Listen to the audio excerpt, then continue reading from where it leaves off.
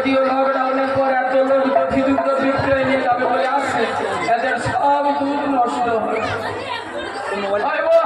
দিদি দিদি গো, তাহলে আমার মেয়েকে তো নিয়ে যাওয়া যাবে না। আরে বল, আর আমার ছেলেও বাড়িতে নেই। তোর ছেলে দ্বারাও হবে না। আর আমার ছেলেরও তো যাওয়া হবে না। কিন্তু তুই আমার সামনে এত বড় মিথ্যে কথা বলছিস। কি মিথ্যে কথা বলেছি?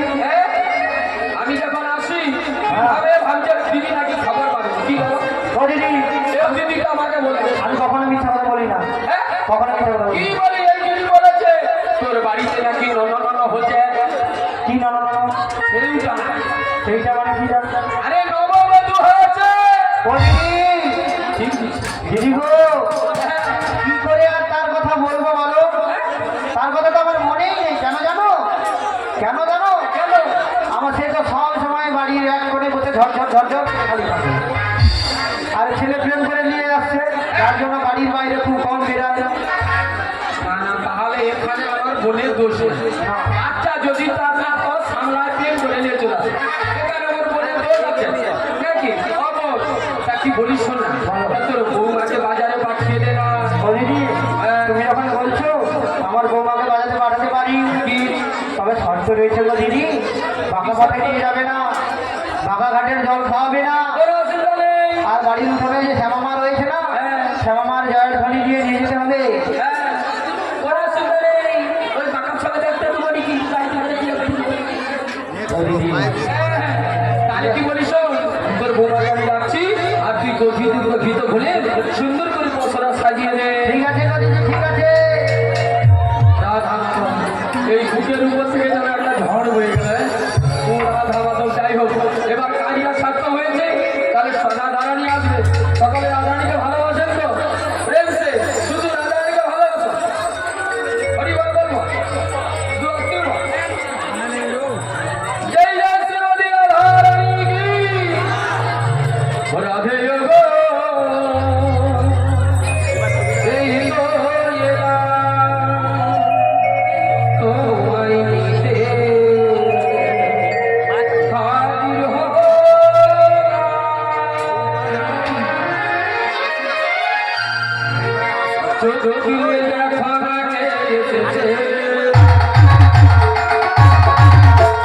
বৃন্দাবন থেকে বড়াই মাসি এসেছে।